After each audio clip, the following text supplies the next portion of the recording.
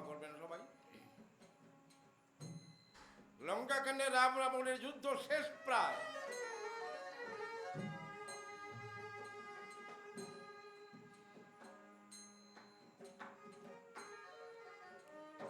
মহিরাবণ পাতালে মরে, সুখে মোহিত যত অমরে, শোকে মোহিতে পড়েন দশানন, তাকে ধ্বংসে যেন বিষধর। ভালে হানে বিষ কর, বিষ নয়নে বাড়ি ধারা করেছে বর্ষণ।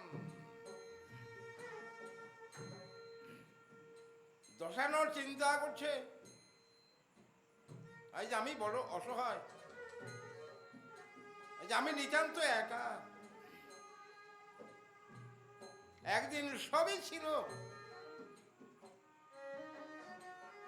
কালো কবলে আমি আজ সব হারিয়েছি। কালের চাকা এমনি ভাবে ঘুরে যাবে কোনোদিন কল্পনা করিনি।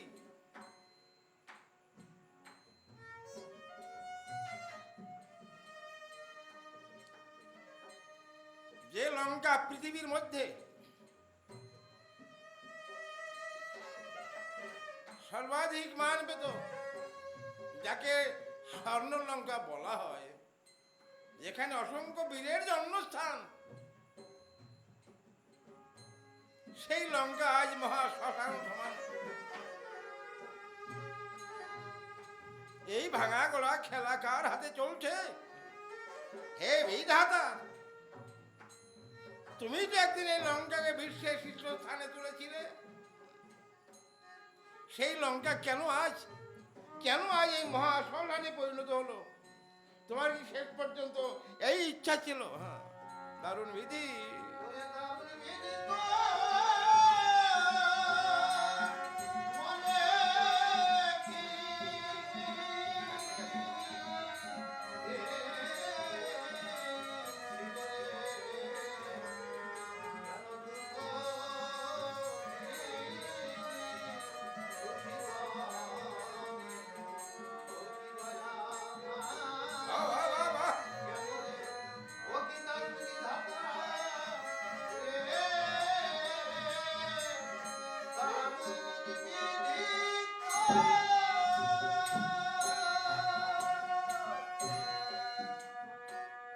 যে কালে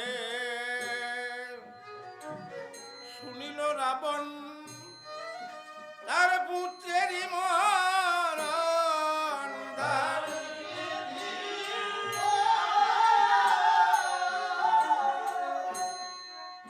এক সিংহাসন হতে ভূমে ধরে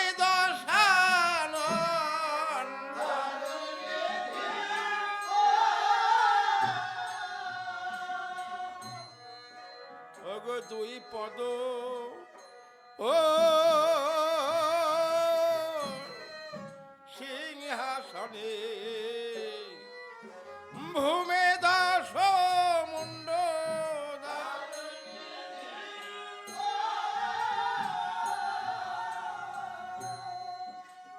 গড়াগড়ি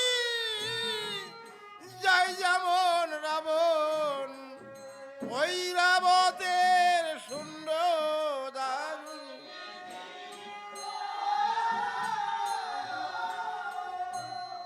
সব হারিয়ে আজ দশানন নিতান্ত একা এবং অসহায়। তার পেছনে দাঁড়াবার মতো কেউ নেই। তাই যে হাহুতাশ করছে, চিন্তা করছে। ইন্দ্র, চন্দ্র, বায়ু, বরুণ, কুবের, যম, শনি, অরুণ, যারা একদিন ছিল আজ্ঞাধীন, কে যেন কালের চাকা ঘুরালো, সকলেই ফুরালো। যারা ভৃত্য ছিল, শত্রু হলো পেয়ে দুর্দিন। কেন এমন হলো বুঝতে পারি না তো। এর কারণ কি? লঙ্কেশ্বর দশানন, তার সম্পর্কে রাজশেখর বসু এবং বর্তমানে বেঁচে আছেন সুনীল গঙ্গোপাধ্যায় অনেক বই লিখেছেন। রাবণ তৎকালীন শ্রেষ্ঠ দার্শনিক মহাজ্ঞানী দশানন চিন্তা করছে এটা হবার কারণ কি, কেন হলো। আমি তো এমন কিছু করিনি যাতে লঙ্কার এই অধঃপতন হতে পারে। বীর প্রসূতি লঙ্কা, লঙ্কায় কাপুরুষ প্রসব করেনি কোনোদিন। পুত্র মেঘনাদ মনে পড়ে বহু ভেঙে যায়। যারও মৃত্যু ওই ব্রহ্মা দেবে না, লিখলেন আপন মনে দারুণ।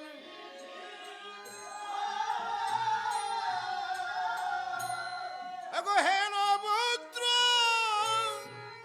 ইন্দ্রজিৎ আমার মরিল কেমনে দারুণ।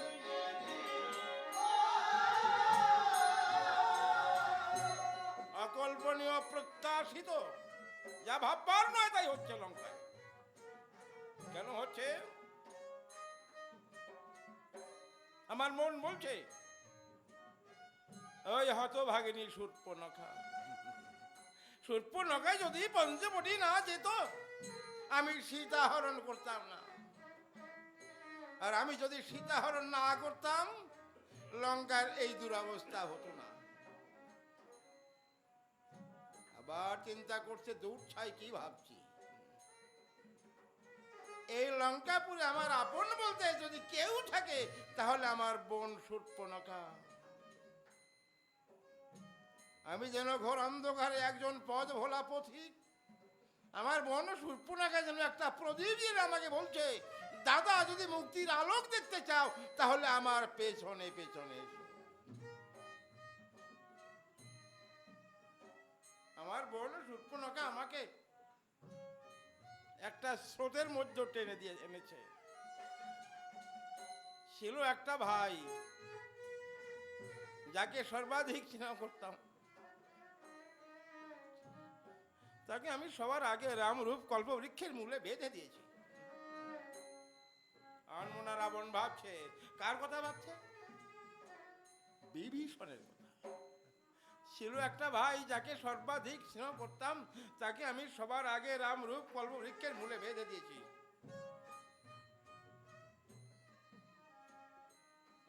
বিশ্বের সবাই জানে রাবণ বিভীষণকে পদাঘাত করে তাড়িয়ে দিয়েছে। বিশ্বের সবাই তাই দেখেছে। আর রাবণ জানে আমার ভাইটাকে আমি পদাঘাত করে আমার রামরূপ কল্পবৃক্ষের মূলে বেঁধে দিলাম। কৃপা করে কৃপা সিন্ধু রাম আমার বংশকে এক এক করে উদ্ধার করছে। এখন আমি একা দাঁড়িয়ে, সবাই চলে গেছে, এক এক করে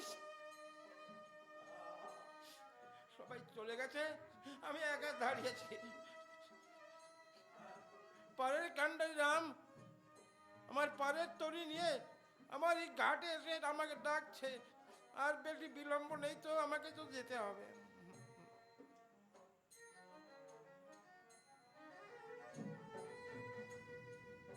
রাবণকে সবাই বলে থাকে, জ্ঞানীগণ, রাবণ বিপরীত সাধক।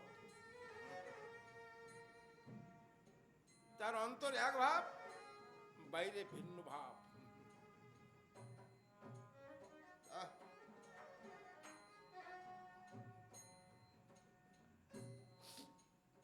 রাবণ যুদ্ধ ঘোষণা করে দিলেন। আমি আর বিলম্ব কেন করব?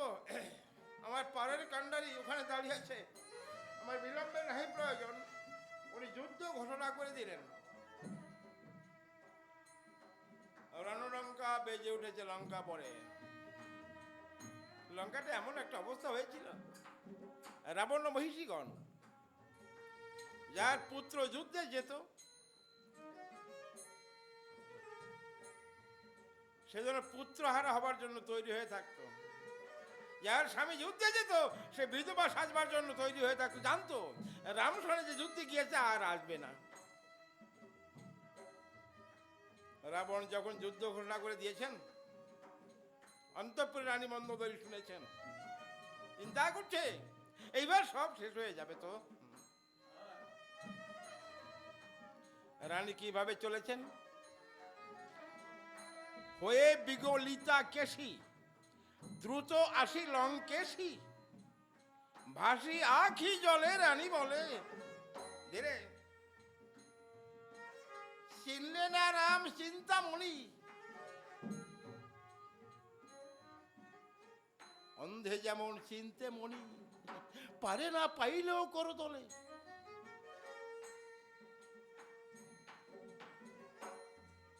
স্বামী, অন্ধের হাতে মনি দিলে যেমন সে চিনতে পারে না, তুমি চিনতে পারোনি রামরূপ পরশমণি। মিথিলার জনক যার জনক, স্বামী যার জগতের জনক, গজমুখ জনক। কার কথা বলছে? শিবের কথা বলছে। যারে ভজে কোন বস্তু ওই জানো কি? তুমি তার গুণ জানো কি? জানলে কি এই কনক লঙ্কা মজে? আর তারক ব্রহ্ম তার কান্ত, যে রাম করে তারকা অন্ত। এই জীবে নরকন্ত করে যে গুণমণি, তুমি তার সঙ্গে কি করিবারণ? স্বামী তোমাকে করিবারণ, করুণা তুমি আমাকে অনাথিনী।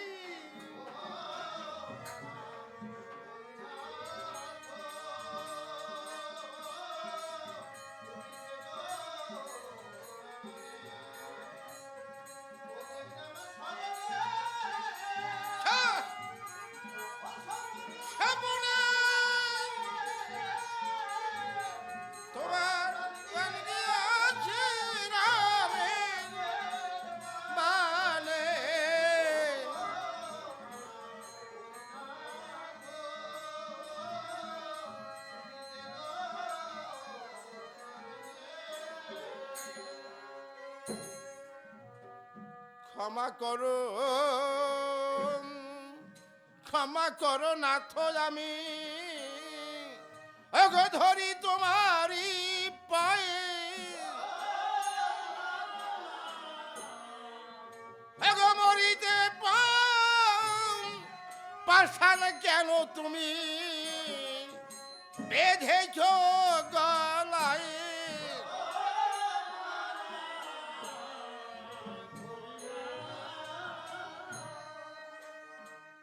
বারে বারে কত বারণ করেছিলাম, ওগো না শুনিলে তুমি কানে। ওই জগৎ লক্ষ্মী মাকে নির্যাতন করো না রেখে অশোক কাননে।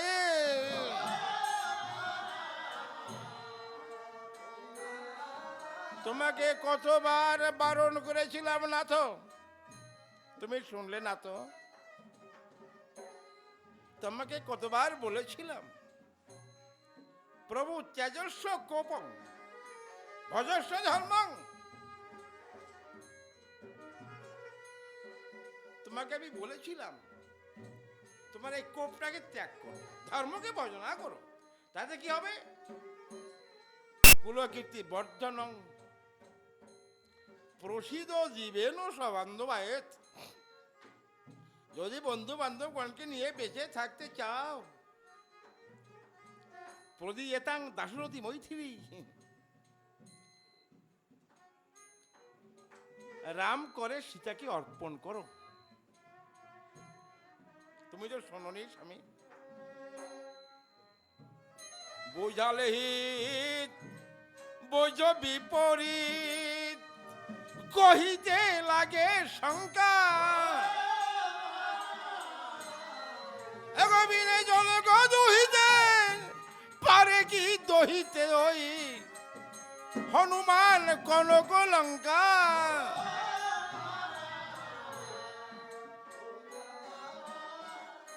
অসংখ্য বীরের বালভূমি লঙ্কাদ্বীপ,